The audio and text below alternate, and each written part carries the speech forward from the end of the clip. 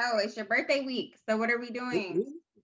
So this week, tomorrow is Hmm. okay. Yesterday was the release of the book, and excuse me, Thursday is an event at Groove Lounge that my friend does often. It's a assortment of singers that get together. It's really, really good. So that's going to be my Thursday night. Tonight's Okay. going to be yes. Yeah, I see you got a couple of interviews lined up for your new book. So that's really dope. Congratulations on that. Thank you so much. Trying to do some No. things here. Yeah. So I don't know if you remember me last time I interviewed you, was that your book release? Was Yeah. Unlovable, was it Reflections? Oh, that was a good time too. Mm-hmm. Was it Unlovable Reflections or just Unlovable? I can't remember. I know So it was a smaller book. that one was Unlovable. That was the Okay, yes. re-release of it. Yes, Yeah. I was able to get a copy and I a genuine review. I actually love the book a lot. So it helped Wow, thank me. you. Yeah, I'm kind of going through a little self-love journey. So definitely helped me work out some things. So thank you. Well, I'm always glad to help. I'm glad that it connected. What was your favorite character? Did you have a particular one you connected with more than some of the others? Okay, so I think I did the reflections then because it was the one that was like a calendar. Oh With yes. So the the days. calendar. Okay. So yeah, I had the calendar. But I Okay. do remember you talking about your story at the release. And it's very inspiring. You kind of just, obviously it was about you, but of course you told it, like it was a third person. So I love that so much. But Appreciate that. say that again. I say I appreciate that. No problem, no problem. So, before we jump into everything, I want to ask you, how has your 2020 been? I know everyone's asking that, but I just have to know because you're a person that's, very positive, kind of has a great outlook on things. So I want to hear from you. How have you made 2020 or how have you made the most of 2020? My 2020, I tell you, it is everything that life is. I think what 2020 did for me was remind me how much life is life. Mm, We often, I know I get in routines like most of my clients do, get in routines and think that life is just something you can kind of predict and plan. But honestly, life is completely unpredictable. mm, And it just reminded us to kind of go with the flow. It reminded me to be more malleable in my life, not take things so seriously, enjoy each moment and each day as it comes, and just relax in it, just let it be. And yes. I'm kind of glad for the wake up call because Mm, going through the process of things a lot of times when you're just going and going and going, especially you, somebody that like you understand going to red mm-hmm. carpets or going to events or going to screenings and just being on the go, having to slow down and actually sit and say, you know what, this is different, this is new, and having to adapt to who find out who you are in that. Mm-hmm. It's a good wake up call. Yes, I agree. It's actually, I don't know if you're a workaholic like me, but okay, I think so. Does it ever feel weird to just sit and just be? I know it does for me. So, what is that for you? What is that feeling like? Is it like this antsy feeling like you gotta be doing something, or how do you make the All most the of that? time. All the Hmm. time. I feel like the problem with the modern entrepreneur, one Mm, of the problems with the modern entrepreneur is that there's no off switch. It's do, it's go, it's be bigger, it's try harder, it's go harder. And so mm-hmm. there's really you feel bad when you're not going harder. When you see somebody's post and you get up at 8 o'clock in the morning and you start your day and you feel like that's early for you, but then you see somebody else getting up at 6, and then you start Mm-hmm. getting up at 6, you still see somebody getting up at 4, and you're like, all right, look here. Like it's Exactly. always Like, look here. Mm-mm. grind, right? And then they put hashtag grind harder and all that kind of stuff. So being okay with your process and your journey. Yes, I work really hard and I do have to intentionally make time to relax and slow down and stop working. Wow, that I would love to. You gonna have to put that in a book. That's gonna be your next book. Okay, tell us how to slow down, Hello, for real. please. That is the truth. I need that one. Okay, so are you prepared for another lockdown? Because there's rumors that everything's about to shut right back down. So are we prepared? If we go into another lockdown, I actually would probably be able to write another book. So I Mm, will embrace that wholeheartedly if necessary. Now, I will say that for all the people that are affected by that financially, there is nothing that can be said to really speak to the depth of the uncertainty people are going through right now financially. Families who have been secure for years are going through so many uncertain times. And myself, having really been brought up in hospitality and in, seeing different restaurants that I used to work with, different mm, hospitality groups shut down, and seeing how yeah. many people they employed, it's that part is really troublesome. Personally, I'm not as impacted right now, Hmm. but I do understand many of my clients have gone through a number of things because of this, and it's not easy. So I'm ready. I try to get my clients ready Hmm. emotionally and mentally because, again, life is uncertain. And this is just making us want to spend our money more wisely, love on the people that we love on even more closely, and really just take time to do things that we enjoy doing while we can. Mm. I love how you didn't make it just about yourself. You were like, I want to make sure my clients are prepared. That's You're a very selfless person. I love that about you. Thank Um, you. yeah, I think these times are definitely uncertain, and I would just say they're lucky to have a coach like you who can, just really kind of walk them through how they're feeling. Not everyone has someone like that. So shout out to you for, being able to process your own feelings and then being able to be there for others. That's a lot. So Thank you. I yeah, appreciate that. It is a lot. It is a lot, but it's yeah. important to really process your journey. Uh, One of the main parts of this new book is about acceptance, and until you can accept something, you really can never find fulfillment and really change something in it. Mm, So that's why it's so important to really embrace what is, so you mm-hmm. can be ready to change, adjust, or accept what it is in your life. Yes. Okay, I love that. So, just really quick for people that may be learning about you for the first time, just briefly tell us about, your journey from the beginning to now. I know that's probably a very long story, but maybe like some quick bullet points just so people can know the whole journey. Absolutely. I was adopted in Hartford, Connecticut as a child in a Mhm. Catholic nunnery.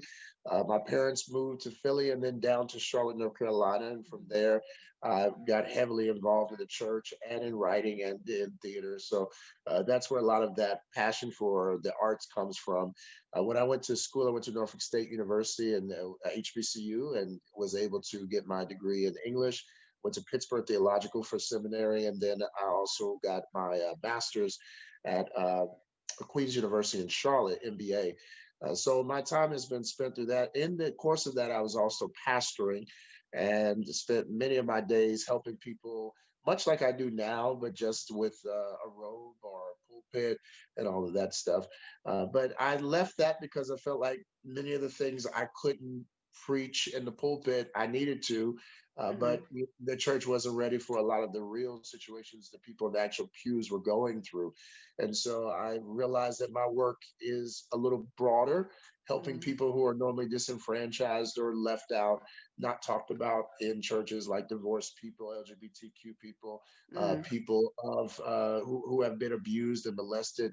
So Mhm. really helping people with a lot of traumatic issues or things that they can't accept about themselves. Mhm. So now my journey as a love and success coach, really helping ordinary people find extraordinary love and being able to process the things in their lives to be able to fall in love with their lives, as I often like to say. So Wow. Look here, you did that under 2 minutes. That was wonderful. I love it.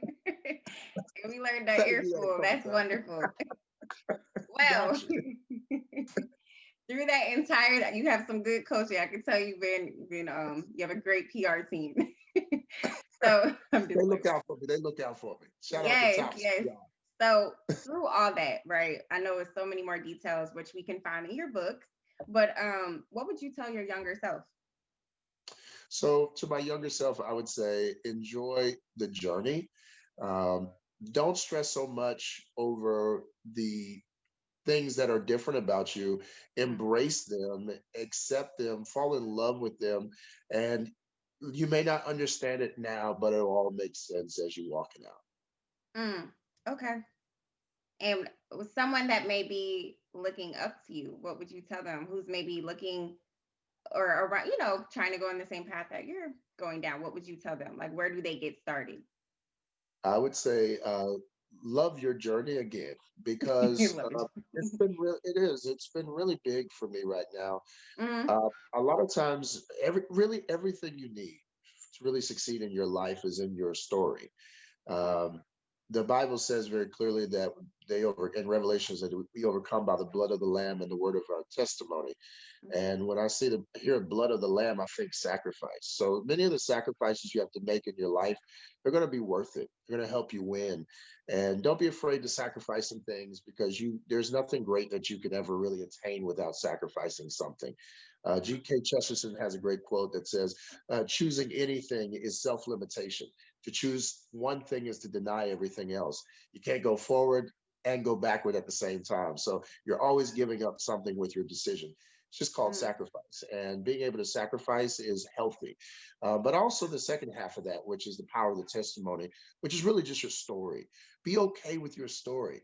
In your story is your glory, is your power, is your authority. And the reason why I'm able to do my work, and the reason why other people are really good at what they do, is when they are able to merge their story with their work. And mm, that's what makes people unique. That's what gives people their individuality. And in that uniqueness is where you really find your strength. mm. Wow. Yes. And see, I feel like, I'm 25 and I know a lot of people, that may be in their 20s, 30s, whatever. I feel like every age you're always learning and growing. But I know specifically for me, I'm trying to kind of, I know what I want to do, but it's like you said, it's a journey. And so I think accepting that where you are is the hardest Mm, part. So yeah, I love that you're preaching that message because some people don't know that until, way down their journey and then it's too late, not too late, but it's they wasted so much time dwelling in what didn't go right, you know what I'm saying, so absolutely. move The forward. earlier you can learn that, honestly, the more fulfilling your life will be. And you get over people when you get to that place. You Mm, realize that everybody's got their own. As one of my former bosses used to say, everybody's got their own wagon, and they all got their stuff in their wagon. And whether or not mm-hmm, it is dragging behind them, and sometimes all they show you is themselves, but everybody's got that wagon behind them. And realizing the humanity of each person, even the people that we look up to, realizing their humanity is what allows you to be okay with your own. mm. That's real. Yeah, and not thinking anyone, I think sometimes, especially now with social media, everyone's like, oh, they don't, they don't have problems, but yeah, Mm, people are people, we're all human, not we're all going to true. go through something. So I have Yes. to ask you, out of all of your books, Unlovable Reflections, I think it's the Path series, yes, and your current book, which we're definitely going to talk about. What is it? The 7 Steps to Ultimate Self-Love. Is Yes. your huh? Yeah, I'm looking. Yeah, I love this one.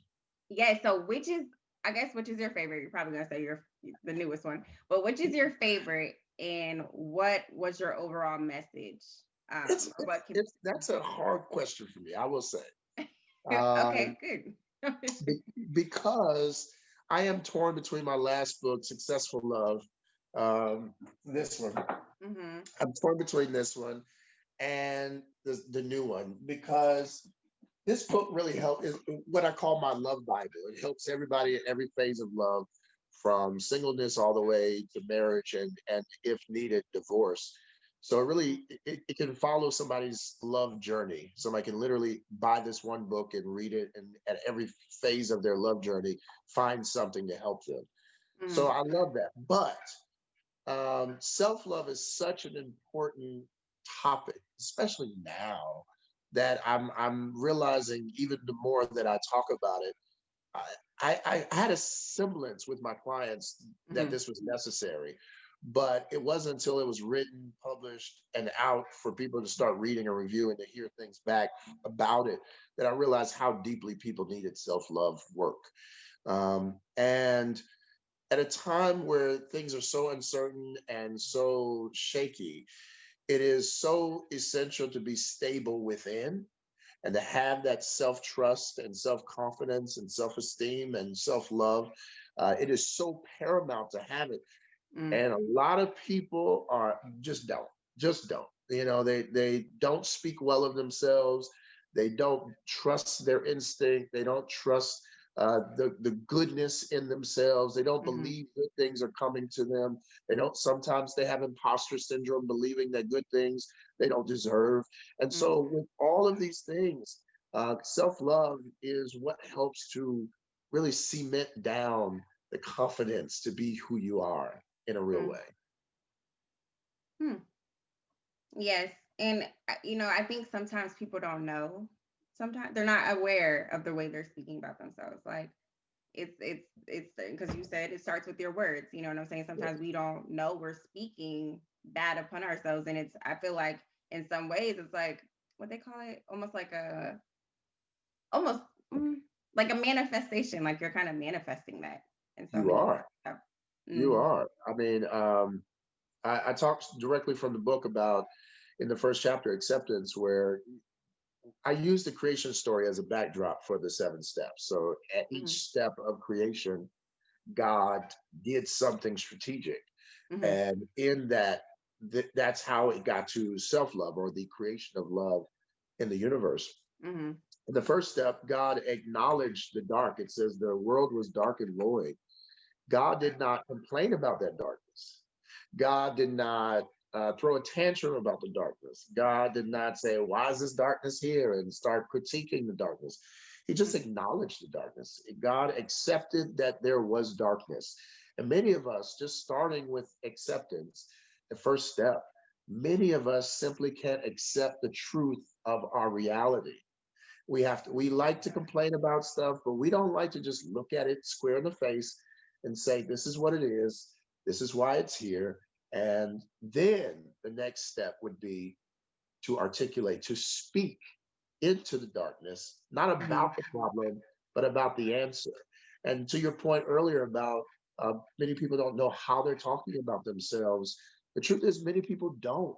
And instead of speaking into that dark void in their life, that emptiness, instead of speaking, let there be light, they mm, end up speaking, oh, it's so dark, or I can't believe my life is this way. I can't believe my life has turned out this way. I can't believe they treated me like this. I can't believe that they did this to me. I can't believe, mm, instead of, I am worthy of much love. There is more love coming into my life. I am expecting greater things because great things attract to me. mm, Like that's what you start speaking into your life. And when you start doing that, it mm, starts creating, like you said, manifesting what it is that you're actually speaking. Life is energy. So when you mm. start putting that energy out there, that I can't and it won't, and I say this all the time, whether you are saying yes or no, you're right. Mm. Because whatever you're speaking is what you're going to manifest and see in your life. Wow. Had to take a second to get that all in. Yes, that's real. So yeah, just being careful with your words. And I think that's something I'm learning. So that's why I love that I'm having this conversation with you. And I know other people are learning as well. So I want to, tell us more about what we can expect from your newest book, The 7 Steps to Ultimate Self-Love. I know you said you were torn between the two, but of course that's the one that's out now. So tell us more of what we can expect. Absolutely. In this book, each chapter is written in a way where it's very streamlined. Most of people who have ADHD, like myself, I have undiagnosed, I think, ADHD, but you can follow it very, very easily. It's an easy read, honestly. I do a couple of things strategically. I talk about myself, so I give a little bit more of my personal story, but I also in each chapter share a testimony from a client and really walk through from when they first came to see me about a problem to where we got to the solution. And Mhm, so each step is a different client and a different part of my personal story. So it really gives a real life example throughout all of it. Again, it's with the backdrop of the Bible, but it's not overly spiritual. It uses mhm, it more as a framework or a foundation. But the book is not real, like every word has a religious text and everything in there. But it mhm, does start off with that as the premise. So The book is a bit of everything. It's real life. It's applicable. It's much like what I wanted when I left the church. It is real life. It is still being spiritual. It is still Mhm. being practical, and it's still being interactive with everyday people. Mm. Well, I love that you include the Lord in your message. I think that's very important, you know. So shout out to you for because um, obviously you have an audience. You know, God gave you that platform to teach others, and ultimately, our ultimate goal is to bring others to Christ, right? So, Yes. but certain people do it. I think, and correct me if I'm wrong, but I think it's where some people get turned off, who may not be Christians or who understand. They get turned off from the church because, with the judgments, some people are judgmental. So I guess you created your platform to make people be okay with who they are. Like, this is you, but you can still be, one with yourself and also love God all in one. Uh-oh, I think you're muted. It's really the most hypocritical thing that you could ever do. And I saw the hypocrisy growing up in church, Hmm. in many churches, as church mothers who would, spout this view of holiness, and then because the kids out in the car, or the bottles that that they were drinking, getting drunk at home, like smoking their cigarettes in the corner. Hmm. It, just the level of a hypocrisy was so rampant in the church. But I decided, instead of, because I found myself often talking about how bad the church was, and instead of that, I just walked away and started helping people in a way that was real. It was a way that felt more authentic to what Jesus was actually doing. Hmm. Uh, the way Jesus actually handled people was with compassion and love and Yep. mercy and grace. And I didn't see the judgment that I saw in the church. I just didn't see it. Hmm. And I was looking for it to make it valid. The way that I was brought up to handle people, telling Hmm. people they got to do this different, they got to change this, and you can't wear this, and you have to have your hair like, all of that. I just didn't see. Yeah. And so that's why much of my work now, or what people often want to call my ministry now, is really to make it plain, to make it easier for people to love themselves, love each other, and feel loved by God. Hmm. Not going over people's heads, just really Yeah, giving them the raw, yeah, the real. I love it. So what's next for you, Byron? Are we gonna see you on TV? Because that seems like where we're headed. What's next for you? I have some ambitions to do some things like that. I feel like the reason why I started writing was so that my message could go out to more people and I could meet one on one when I'm coaching. So if there are other platforms for me to do that, I just say I really am just a messenger of love, and wherever it leads, I will follow. If it's on TV, radio, wherever it goes, I'll just be ready to walk with it the way I'm supposed to. Wow, well said. Well, we'll definitely be on the lookout for, everything you have going on. Can you share with everyone where they can follow you and where they can get your book? Absolutely. I am easily found at byronjamal.com and on all social media platforms at Byron Jamal. If you go to my website right now, as of today and tomorrow, I still have my birthday bundle on my store. Any three items will get you a discount when you purchase any three items in the store, whether it be shirts, books, buttons, everything's in there. But Mhm. also, if you want to join my academy, my Extraordinary Love Academy, where we really come together and start some amazing conversations, a lot of healing work is done in there. You can see that on my membership portal as well. Wow. Wow, this was a wonderful interview. I appreciate you, Byron, for hopping on here. I know you have a busy week, so enjoy. And yes, I will see you Always good to later. see you. I just appreciate being on with you, and I look forward to seeing you again in person out on the red Yes, carpet doing your thing. thank you. I know. Hopefully, I don't know when it's gonna go away, but we'll see. All Someday, right. Huh? someday soon, we're praying, right? Right. Definitely praying. But okay. Thank you so much for your time, and I'll see you later. Absolutely. Have a great day. You too. Okay. Bye bye.